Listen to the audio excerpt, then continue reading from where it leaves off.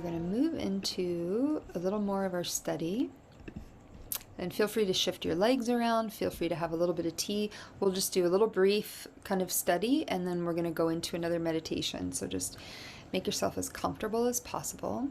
And so once again, we have another image of the zodiacal wheel and, you know, similar themes, maybe a little bit different in the language. And, you know, where we're coming from yesterday is this first house, the house of Aries. And now we're moving in, right? Jupiter moving along into this second house is our sort of theory, right? Our discussion. And what I want you to get a sense of is that first house, that sense of really knowing who we are, right? That's what's happening there for those first house Jupiter Aries people, right? You're going through a process this year to really figure out, you know, who am I, and to really trust what that is.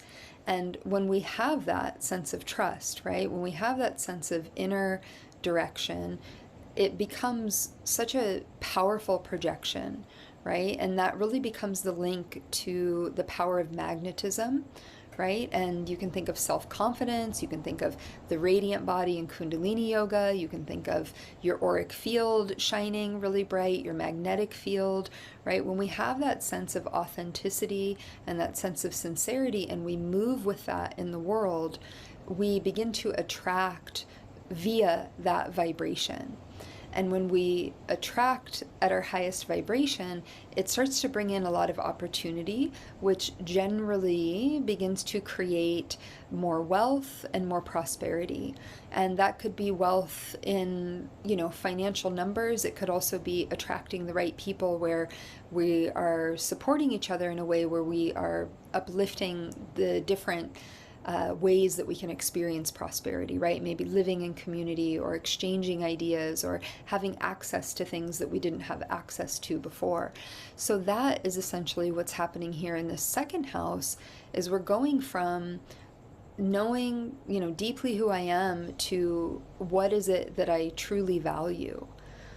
And as we increase our magnetism and increase our wealth, we have that potential to be very Jupiterian about it and to spend a lot of money and, you know, buy a lot of different things. And so Saturn, right, that balancing protective mind is saying, you know, do we really need to spend our money on this? Right? And maybe Jupiter is like, yeah, we do, right? And there's a little bit of a negotiation there. And Taurus is ruled by Venus. Second house is the house of Taurus.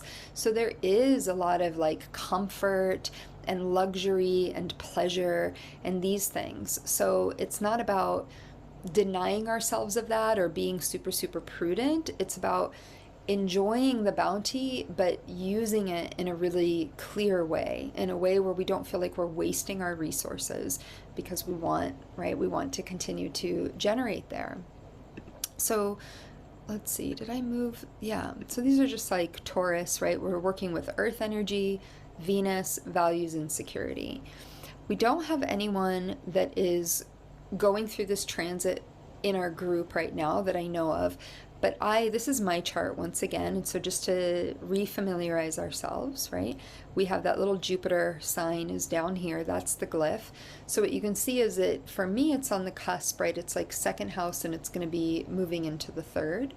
So it's a bit in there, and the way that this is calculated is a system that creates houses where there's like more degrees in one house than another, and it's a little bit more exact for my chart. But you can see it's right, Aries is moving from second into the third house. Just don't get confused by that. But essentially I have gone through my second house transit, and so I was meditating on this around, yeah, like what happened with my resources this past year. And there was a lot of balance, I would say, which I was like, you know, really pleased with, like a lot of balance, a lot of flow in that department. There was never a feeling of not having enough. And what I've acquired as far as like possessions and material objects are all things that have really helped me to move forward. So that's just an example. And we'll just read a little bit of this so that you get it, and then we'll go into the practice. So Jupiter in the second house, and this is from a book by Robert Hand, who is one of those like old school PhD astrologers. This transit has traditionally been associated with making money or gaining wealth, and there is something to that, for you will attempt to grow in the sphere of material possessions and resources now. But in a larger sense, what you are doing at this time is actualizing in your life whatever it is that you value. If it is money or physical possessions that you value, that is the area you will try to increase in and through. Or if your values are more spiritual, involving ideas, a standard of justice, or whatever, you will attempt to increase this dimension of your life.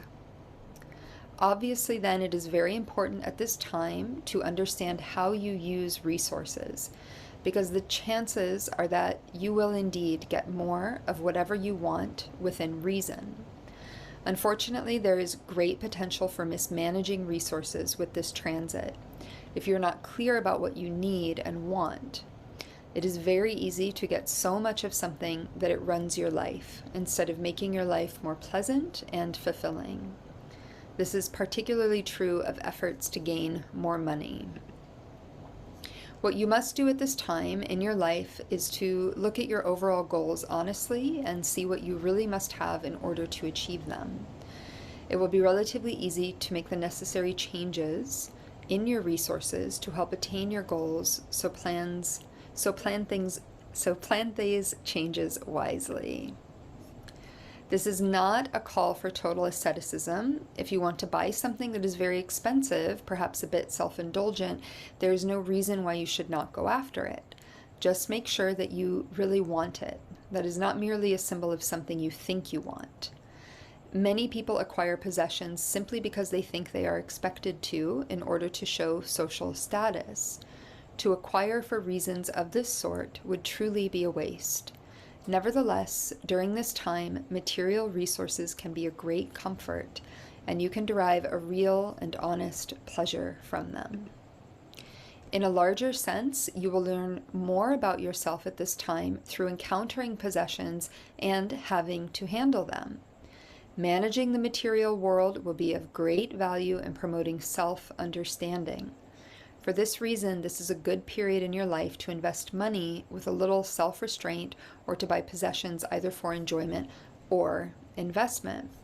So that last year was the first year for me where I was really investing money and also like cutting down debt.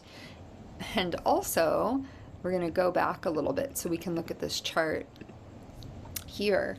You know, what's great about this is, like, even though, you know, a few of you are like, well, everything's happening here in the first house, what you should be aware of is that in a year you're going to be here, right? And then another year you're going to be here. So that's why we want to like understand this study, because you're already in a place where, right, first house Aries, things are already beginning to expand and connections are beginning to happen.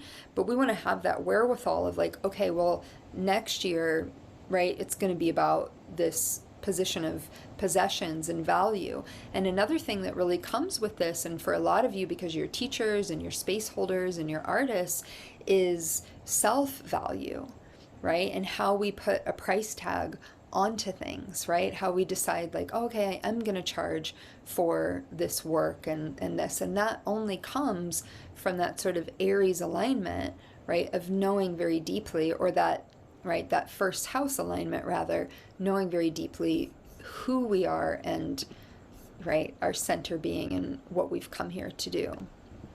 So come into a tall seat, easy seat.